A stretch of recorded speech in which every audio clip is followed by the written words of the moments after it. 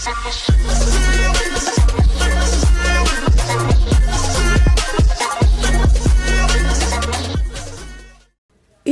cerita bersambung manusia harimau dari Sumatera. Selamat mendengarkan. Di kota yang baru itu, dia akan buka praktek lagi, memperkenalkan diri sebagai Ki Ampu yang tidak bisa ditundukkan oleh kekuatan manusia dan ilmu apapun di dunia ini. Silakan naik, kata Ki Ampu. Saya ada urusan dengan orang ini, dengan orang yang tak tahu diri. Berani menikahi wanita yang seharusnya jadi istri seorang manusia tulen, bukan dengan manusia harimau semacam dia. Adam memandang Erwin, jelas menghina. Dia berani karena ada Ki Ampu. Bagaimanapun, tentu Ki Ampu akan melindungi dia, pikirnya. Dan di saat itu, Erwin merasakannya, bahwa dia akan berubah rupa atau tubuh. Yang manapun jadi, asalkan bisa menghadapi musuh, pikirnya. Di jalan raya, orang mulai berkumpul. Mereka semua mengenal Ki Ampu, juga mengenal Adam serta Erwin. Mereka pun sudah mendengar tentang kehebatan Ki Ampu dan diri Erwin yang diceritakan sebagian besar penduduk sebagai manusia harimau. Tetapi mereka selalu menyangka bahwa dia hanya punya piaraan, bukan manusia yang bisa berubah jadi harimau.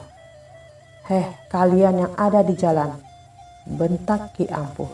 "Di sini tidak ada tontonan, pergi." Tetapi hanya 1-2 orang yang pergi. Takut dibikin cedera oleh Ki Ampu yang terkenal punya ilmu serba bisa itu. Orang katakan bahwa dia bisa mengubah orang jadi kodok atau ular. Pendeknya, semau dia. Erwin merasa dingin, kemudian gemetaran. Dia rasakan buntut keluar dari atas pelepasannya. Baju-bajunya cepat-cepat ditanggalkan. Orang banyak menyangka bahwa dia mau berkelahi dalam keadaan bugil. Memang ada orang-orang kuat yang punya ilmu bugil.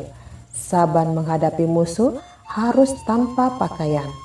Tetapi mereka jadi terkejut ketika di balik baju itu kelihatan warna belang yang ada dalam tempo cepat sekali setelah berbentuk tubuh harimau dewasa. Di sana dia berdiri, Erwin dengan tubuh harimau dan muka aslinya. Adam jatuh semaput, pingsan tak sadarkan diri. Sebagian dari orang di pinggir jalan menghindar dengan ketakutan. Tetapi sebagian tidak beranjak karena mau tahu bagaimana akhir perkelahian atau karena kaki tak kuat membawa mereka pergi dari sana. Erwin menggeram. Ki Ampu membaca mantra. Dia bacakan jampi-jampi untuk melumpuhkan harimau manusia itu. Tetapi Erwin kian mendekatinya. Rupanya jampi ini mungkin ampuh terhadap harimau beneran, tidak terhadap manusia yang jadi harimau. Ki Ampu mengangkat kedua belah tangannya, bagaikan hendak menghipnotisir Erwin. Kalau dia lakukan terhadap manusia, orang akan terpukau, akan menurut apa saja yang disuruhnya. Tetapi Erwin hanya berdiri atas kedua belah kaki belakangnya. Dia mendekat dengan pelan-pelan. "Manusia asalmu, kembalilah jadi manusia," perintah Ki Ampu. "Kau tunduk pada semua kemauanku. Kau hambaku, dengarkan aku. Kau hambaku," kata Ki Ampu. Suaranya terdengar ke jalan raya. Orang banyak menduga bahwa Erwin akan lemah dan menurut perintah, kehilangan semua dayanya. Tetapi Erwin tetap berdiri, kini tertawa dengan sinis. "Aku bukan manusia biasa yang bisa kau sihir," kata Erwin. "Kau budakku, kau hambaku, turut perintahku," kata Ki Ampu. Erwin menggelengkan kepala. "Aku bukan budakmu. Kau tidak akan bisa menguasai aku, sebagaimana aku tidak bisa menguasai kau. Kita selesaikan dengan adu tenaga." Ki Ampuh merasa bahwa ilmunya tidak mempan, tetapi baginya sudah tiada jalan lain. Tidak mungkin lari. Kini Ki Ampuh pasang kuda-kuda untuk bersilat. Penonton di pinggir jalan menahan napas. Tak pernah mereka impikan akan melihat suatu kejadian yang selama ini hanya mereka baca dalam buku atau dengar dari dongeng orang tua. Apa yang mereka pikir dongeng dan hanya tahayul belaka, kini menjadi kenyataan di hadapan mata mereka sendiri.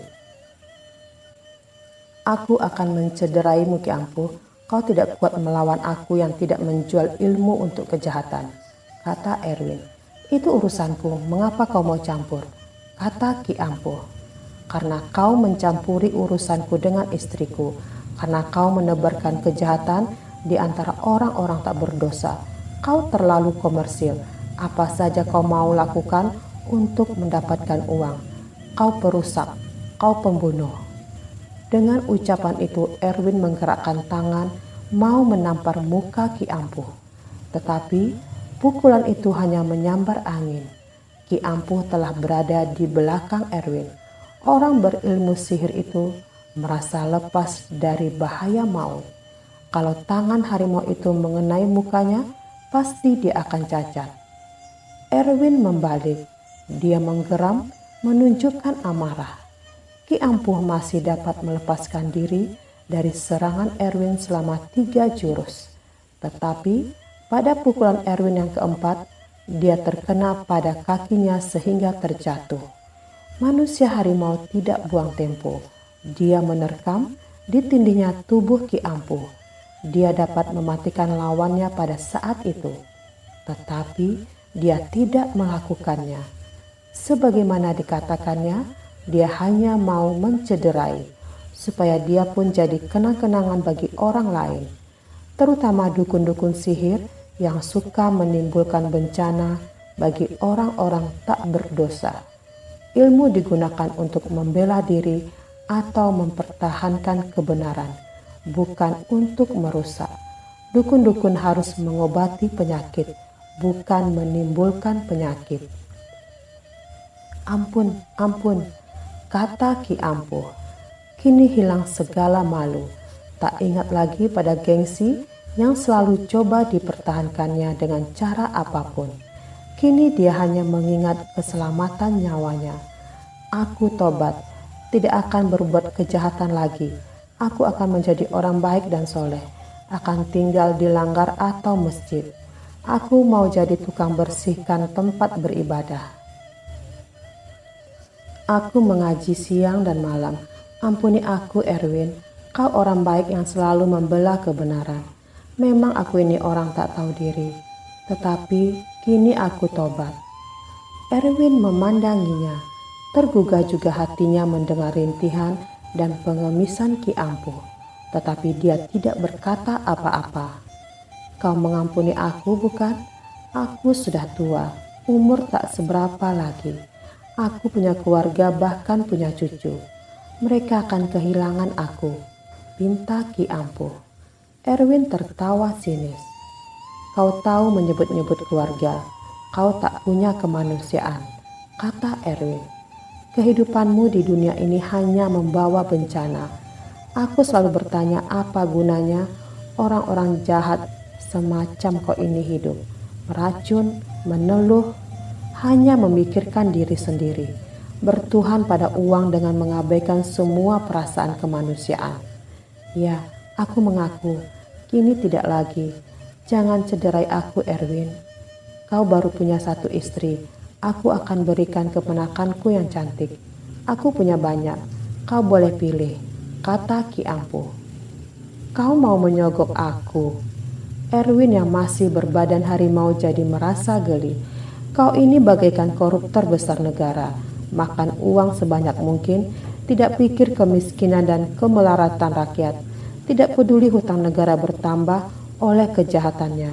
Kapan tertangkap, dia mau menyogok, dengan uang, dengan wanita, dengan apa saja." Orang-orang yang tadinya di pinggir jalan telah masuk ke pekarangan. Entah apa yang memberi keberanian kepada mereka. Mungkin keyakinan bahwa manusia harimau itu punya akal yang sehat, tidak mengganggu manusia yang tidak menyusahkan dia.